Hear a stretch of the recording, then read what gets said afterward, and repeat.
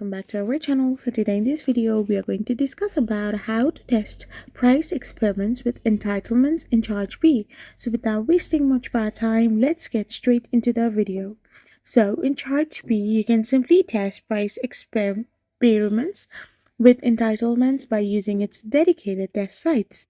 You can also create temporary or grandfathered plans, offering feature-based trials and using coupons to apply discounts. This allows you to measure the impact of different pricing strategies and feature bundles on new customer segments without affecting your existing subscribers. You can test using a sandbox or test site, and you can run experiments with grandfathered pricing by creating a new plan or set existing plan to non-renewing.